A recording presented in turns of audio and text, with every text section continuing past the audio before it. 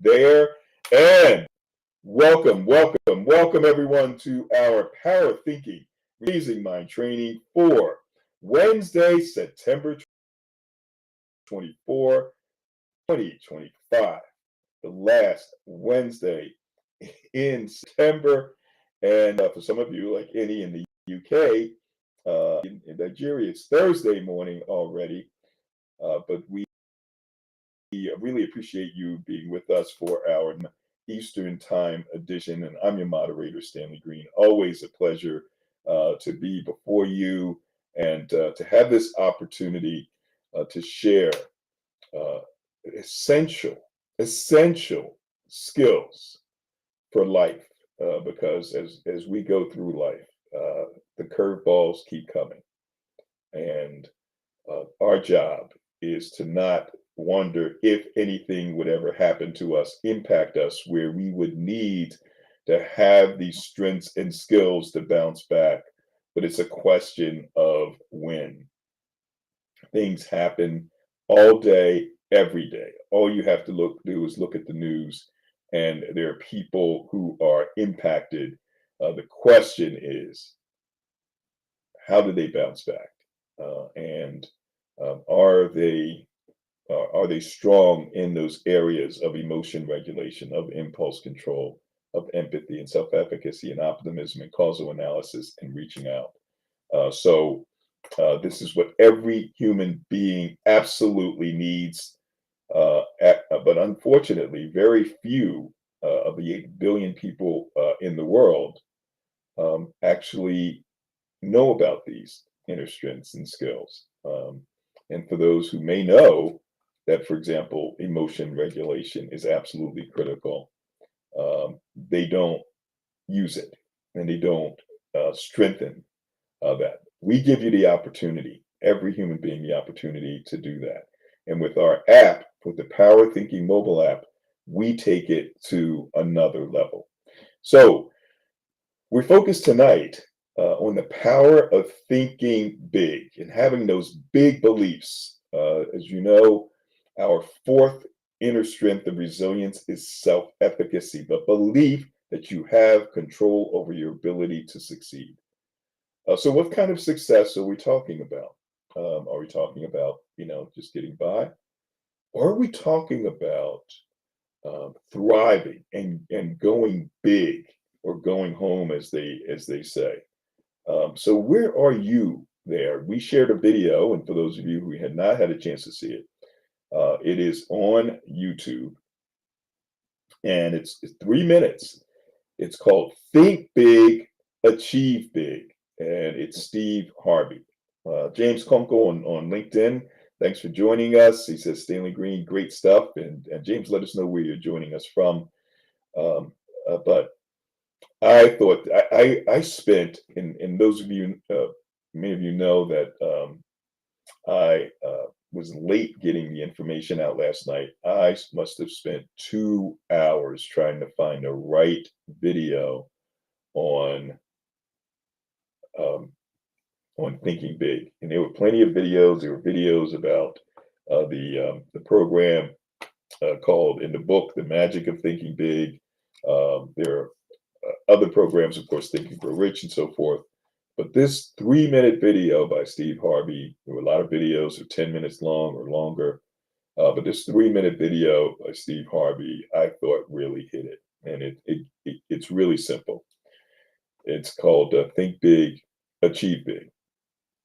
He says, well, it takes the same amount of brain power to think big as it does to think small. Think about that.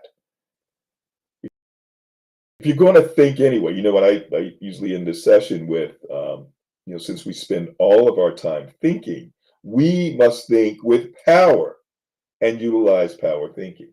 And Steve Harvey said, so you're going to think anyway. Why would you want to think small? Hey, I wish I just had enough to get by, or I just want to, accomplish something small, and then move up another step and move up a step. Why not go ahead and think big? And so what it reminds me of is when we were, um, with the University of Pennsylvania seeking a new coach, and one was available, and it happened to be one that had been very successful and actually got his coaching career and playing career started over at the University of Pennsylvania. So it was very familiar with us. And I know I sent a message to some other folks and said, "Look, we need to go after him. We got to go big, and this guy's big in terms of what he's accomplished." And uh, I said, "You know what?" After I sent that message to him, I said, I'm going to call him," and I called him. And I won't get into a lot of the details, but he is with us, and he is doing big things. Within his first couple of weeks, landed one of the, a player that was recruited by Duke and played at Duke and then played at University of Virginia, and we were able to get this high caliber player and some other high caliber players, and other things happen. So either you think big or you go home. So I recall, and I'd love to get your thoughts. What did you think about this video and this idea of thinking big? Last week we focused on our skill. We have 7 skills of resilience, and one of our action skills is power thinking resilience skill number 4, which is challenging beliefs. So that we focused on challenging beliefs, deep rooted beliefs that we may have that may be self limiting, where we may be saying to ourselves, well, um, I don't think I'm capable of, achieving at this level. Or if you're talking about, you know, getting to a higher level in the company, getting to, vice president or president of a company, or I don't know if I'm capable of getting to $1 million. I know for most people that sounds impossible. It's like, okay, that's for other people. I'll be happy with just getting by, or I'll be happy with having about $20,000 in the bank, because the average person doesn't have much, sitting in a bank account. And so we go small. Um, but why not? Why not think big? So love to get your thoughts about that. Again, hit that *6 if you're joining us on the conference line. If you're on LinkedIn, feel free to drop a comment. What do you think? Have you had an occasion to actually decide you were going to go big, and what happened? Did you give up pursuing that big dream, that big goal? Were you able to accomplish things that most people thought was impossible? So I'm challenging you, every single person here, uh, to think bigger. We talked last week about challenging beliefs that are holding us back. You've always heard from me about the one where, I didn't think I could speak in front of groups, and I reached out for help, and joined a group called Toastmasters, and then the sky was the limit. I had a chance to present, power thinking to the folks in Tokyo and China, and I didn't speak Japanese. I didn't speak Mandarin. Mandarin was, ni hao, hello, and shei, thank you. In Japan, I learned how to say good morning, ohayo gozaimasu. Uh, but that was about it. So I did in Tokyo, Japan, a 2-hour workshop. No, it wasn't a 2-hour workshop. I apologize. It was a 2-day workshop.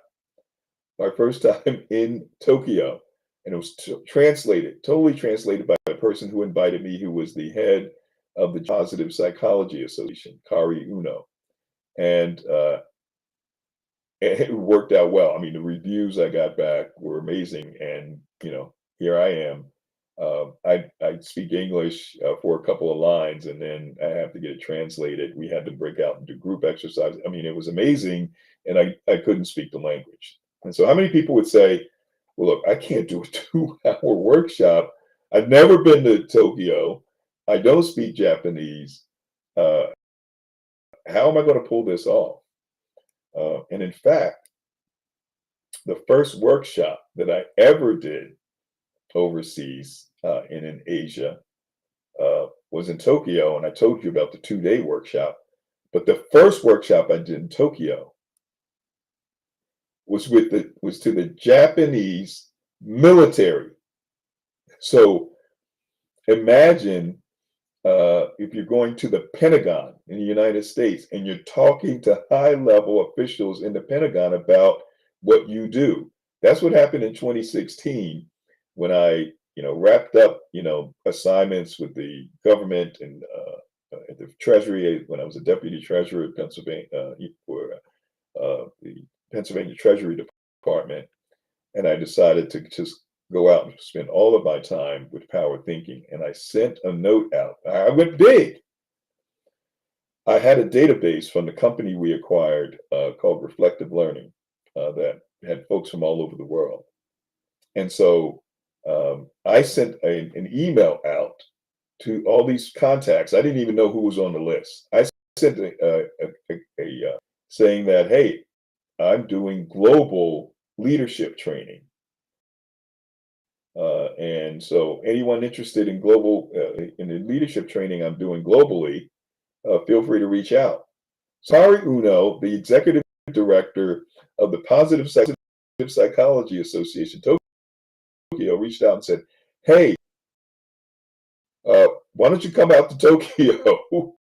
And then as we got into it, she said, I know that the University of Pennsylvania, we did some work with the Army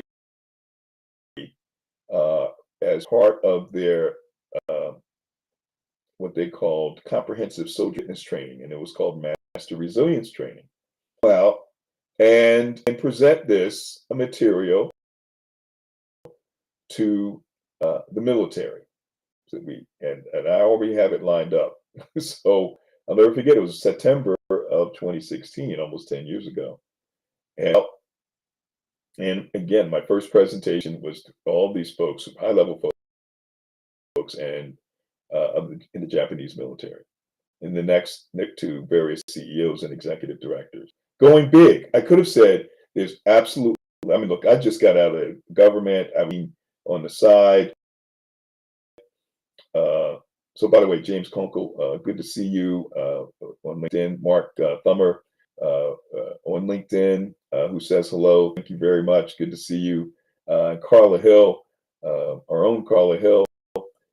Carla, good to see us on LinkedIn. Anyone else, feel free as you're on the phone lines, go to LinkedIn as well, and you can do that on the same phone, and then put in a comment and say hello. So that was there's so many examples of going big and not thinking small. And there are examples of going big and falling flat on my face and challenges. But that's what keeps people from thinking big. Lack of confidence, maybe the fear of failure, and we can't let that hold us back. So, Carla, thanks for joining on the phone lines. Anyone else? Hit that *6. Do you have any stories of where you were thinking small initially and you decided to go big, and maybe it didn't work out, or maybe it did work out? Or were you may be thinking tonight, I'm going to go big, and then you decided, that's too big. I gotta go for the smaller chunks, and I don't want to see it by going big and falling flat on my face. So hit that *6. Love to hear from you. We'll go to Carla Hill. Carla, thank you for joining us. Mention where you're joining us from and your thoughts about thinking big. Welcome. Yes, thank you, Stanley. Carla Hill. I'm actually in Washington, D.C. now at the Congressional Black Caucus. Oh, nice. And yeah, I came down this afternoon.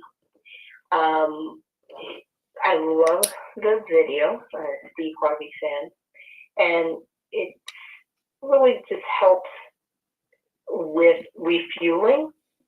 I know those things in theory, but just the society that we live in, sometimes it helps just being reminded. Just even my decision to retire, when you say thinking big, I mean, part of the culture in government, and I stayed 35 years, is, yeah, I remember the person that hired me, the deputy at the time, 35 years ago, he said, "Oh, I only have 17 years left until retirement." So people stay. Mm. And I just remember counting down at 17 years. And so I'm very grateful for the time that I did work there, but Sure. because I think those were, it was critical just in terms of the inputs that now allow me to run my own career planning practice. But it was a tough decision. I made this decision probably 5 years before I actually retired, Mm-hmm. that I didn't have to work, 45 years, 50 years, because that's part of one of my favorite quotes is, "Your passion is your life's purpose seeking outward expression." And really now I really, in terms of impacting people, and I get to use every aspect of myself, personality, interest, all of my 35 years of experience, supporting different occupations. So it's thinking big, but in a, I guess, in that specific area, right? Because I think you think big, but you want to make sure that you have things in place, that you are planning properly, and persevering as well. Mm-hmm. And that's why power thinking is so important, because it's a daily walk, and I do need to be refueled and reminded, Mm-hmm. especially when the news, and you talk about this very often, Stanley, in terms of being a former media executive, that the algorithm for media is to give bad news. Yeah. All the time. So if you stay in that algorithm, we're going to absorb that. So part of actually replacing the bad thoughts, or the thoughts that are more negative thoughts, deprogramming. It's like a prevent defect. You have to really do both. You have to be intentional about going big, but not just not absorbing is not enough. You really have to do both. Yeah. So love this video. Just excellent reminder. And like I said this morning, that it's really no graduation in terms of resilience. Like, oh, she has it. She has a master's in resilience. It's really, as soon as you pass one test, another test is coming up. And the quote that I remember is that there is no finish line. There are only mile markers. Michael, Yeah. so that's how I feel with resilience. So thank you for this space, and the reminders to become practitioners in resilience. Well, thank you, Carla, and thank you for all you do, and your as I mentioned many times, your consistency. Today's the 24th, 9/25, September 25, 2018 was our first public resilience meeting. We started off doing a pilot with Aflac, and we started these Wednesday calls with Aflac with that pilot, and then I decided to go public. And Kathy Parsons, who was actually our first member, was part of that group of about 6 people, or at 7:30 a.m. on the 25th of September. I think we started off with the public doing it on Thursdays, and then we brought it to Wednesdays with the Aflac people. And Carla Hill came on. I have all of my sheets because I write names down and the dates and so forth. And it was, I believe it was the 18th of October when you came on board. So it's almost 7 years for you. So we appreciate you and what you bring to the table, what you've done, in the working world with the city of Philadelphia, but what you bring to power thinking. But you probably are the leader. And if I go through all my sheets, it'll be probably by a long shot of attending these sessions, both morning and evening, since that time. And like you say, this is not about um, getting some certificate. And most programs are I'm doing something for a couple of hours for someone next week, and the week after it's a couple of hours, and maybe they get a certificate, or even if it's part of your a master's degree in positive psychology, which many schools have, including University of Pennsylvania, and you get your degree. But what you'll find, and for me, even the people that we talk about, like the great Dr. Martin Seligman, you can tell that his demeanor is really not consistent with what he teaches. And there are therapists, there are psychologists that are very knowledgeable. They can diagnose and tell you, but in their own lives they fail. So the idea that this is a journey, that you invest the 30 minutes or the 60 minutes just once a week, and make sure that you consistently plug in, is something that you just don't see, and that it is just ongoing, because the reality is that we're going to fall down.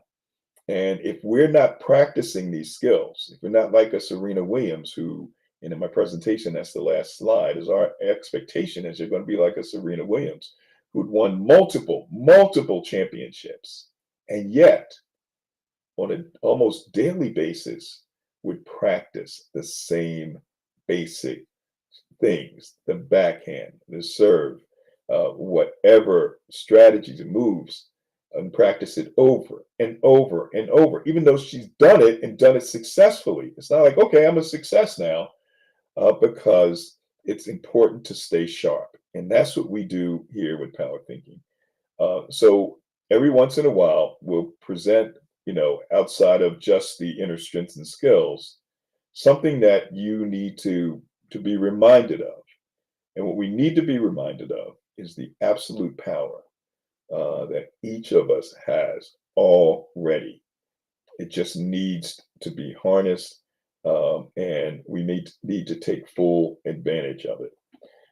So as it relates to thinking big, as we think about our goals, and Carla is a planner. She makes sure that all the I's are dotted and the T's are crossed.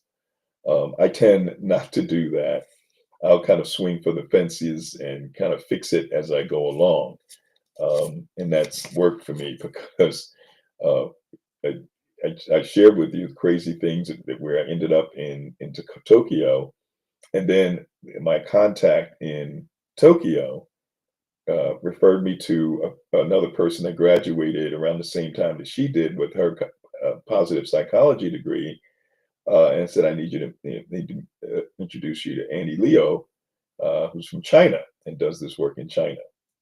Met Annie, and she said, well, look, you got to come to China.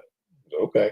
So in 2017, less than a year after the experience in in Tokyo, I was in Beijing, and in Chongqing. Now, look up Chongqing. It's spelled Chongqing. So it's like Qing, not uh, a K. So actually, not a CH. So Chongqing, China. It is metropolitan areas in China. 32 million people. Well, someone says they can see me, but they can't hear me. Uh, and Mark, I'll ask some of the other folks, can you hear me okay on LinkedIn? So let's try it again. Let me try a different microphone and see if that works. I'm testing for a LinkedIn user. If you can hear me on LinkedIn, let me know. Others, just put in the comments whether folks can hear me over the phone. But I was able to go out to Beijing and then to Chongqing. Look up Chongqing. I spelled it for you, and you'll learn just how humongous this metropolitan area is. So thanks, LinkedIn. You again, let me know if you can hear me. I see who else just came in on LinkedIn. Noreen Ziba, thank you for joining us. You know, you can hear me or not. So I went to the fences on this, and we did a presentation to 200 people at a middle school, 200 parents. The school has 800 kids, and 200 from on a Friday from 3 p.m. to 5 p.m. And then the following day on a Saturday, we had a room full of folks ranging from age 7 to grandparents to learn. 7-year-olds were attentive from 9 a.m. to 5 p.m. Totally focused. It was unbelievable. They had issues with China around suicide for young people, and they needed to learn resilience. So, we definitely swung for the fences, even though I, had no experience doing that in the past. We just went out. We just did it. Era where I would listen to or read books like The Magic of Thinking Big. Write that book down. You'll be able to see some videos that summarize the book, The Magic of Thinking Big. There was Think and Grow Rich. There was a psychology, and all of it gets back to what we talk about with power thinking, and it is our thinking. Whatever we think, whatever we believe will manifest itself. So if we're going to think, why not think big? So it was at one point when I was working for the television, kind of a second level manager, and I left actually to start my own business or to continue to part-time basis. And I was recruited by someone who knew what I could do and was working now in the cable industry to run one of the worst cable systems in what's called Delaware County outside of. So I decided I was going to go big. I had left the comfort of the telephone company, and I was going to go out on my own. And I ended up being recruited by a cable company, and we turned that cable company around. But I then moved on to another cable company inside of Philadelphia called Greater Media, ran that, and wouldn't you know it, the people at then Bell Atlantic, because I'd worked in cable TV, I'd worked for the telephone company. They wanted me to come back to the telephone company because they were going to get into the cable business, which is now Fios. You've seen Fios. We worked on that many years ago when I was with the telephone company, which is fiber optics to the home. And so their thinking was, hey, he can help us. And so here was thinking big. So I could go, oh, okay, well, I'll come back to the telephone company. You guys are merging. They were going to be merging with the largest cable company in the country called TCI back then, and usher in this whole new world that we know today with interactive multimedia and anytime, anywhere communications. So I said, okay, if I'm going to come back, I have to come back as a vice president. I went big. I said, because my title is vice president now, even though it was with a small, mom and pop cable company. I said, I'm a vice president. I had to come back as a vice president. And he said, okay. So remember, I left the telephone company at a second level, which was a manager level person. I came back not at the director, not at the executive director, not as a general manager, but I went from second level. I left 3 years later. They recruited me to come back.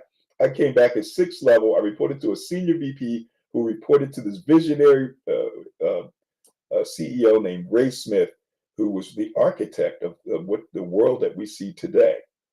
And so I went big. I mean, we had breakfast. I said, well, if I come back, I'm going to have to be vice president. I'm going for it. I should have said CEO. But the point is, folks, what we think about, we can do. And I'd like to hear, next week, we'll be hearing, hopefully, from Margaret Golding, who, just joined us on the Power Thinking app, and hear about how she's thinking big. She actually has a product on Amazon that is made. She was able to get it manufactured in China, and it's on Amazon. You folks, Carla Hill and um, Margaret, George, Clark, you know, Doug is, aiming big for another promotion and a job. You're doing amazing things. What I want you to do is stretch. I want you to think bigger. Think beyond where you are today. Because if you think big, there's a good chance that you're going to achieve big. So we do have a poll on LinkedIn. Please check it out. We have 40 votes already. 70% of the people who took the poll, which is, in your opinion, what percentage of people actually dream big and accomplish them? The responses are 1%, 10%, or you can write in your thought. 70% said 1%. So you'll be among the 1%ers when you go big. And 28% of people said 10%. And we had one person, Tracy Chow, who does programs on LinkedIn, who said, well, I think it's 0.1%. So love for you to take that poll. You see the QR code on the screen on the YouTube channel, the PowerThinking Corp YouTube channel. Click that with your phone. If you're looking at it on the laptop, we're on YouTube, the PowerThinking Corp YouTube channel. We're on LinkedIn under Stanley Green, under Stanley H. Green. We're on Facebook. Click that QR code, and love for you to try out our PowerThinking Corp app. There's a 30-day free trial. You can download it on Google Play, the Apple Store. You click the link, it'll take you there. I'll put a link into the comments also on LinkedIn, and you can just click that link and check it out. We had a number of people join us today. Today only, it looks like for the next 2 hours. Anyone that signs up for that 30-day free trial of our PowerThinking mobile app, that will help you stay positive, help you think bigger, help you with your finances, you will get a $10 small token of our appreciation, a $10 Amazon e-gift card. We'll get into details about how it all works. And in fact, I spent some time with a few of you today, and when I can walk you through it. So sign up and reach out to me on LinkedIn. You can DM me, email me, let me know you have, and we can talk about it and let you know how it all works. 30 days free, cancel anytime. We'll get you a $10 e-gift card, Amazon e-gift card, if you sign up within the next couple of hours. So I want to thank you all for joining us. And let me go back to LinkedIn, and thanks for sticking around a little over time. So appreciate each and every one of you. Make it a fantastic remainder of the week. Eric and Carla and Claudia, take care. And Margaret, Calvin, thank you. Douglas, Annie from the UK, thank you very much. And everyone else, have a great one, and we will see you again next week. Remember, since we spend all of our time thinking, let's think with power and utilize power thinking. All right, take care, folks. Yep. Okay, bye. And on LinkedIn, on YouTube, on Facebook, I appreciate each and every one of you. Thank you very much, and we will talk to you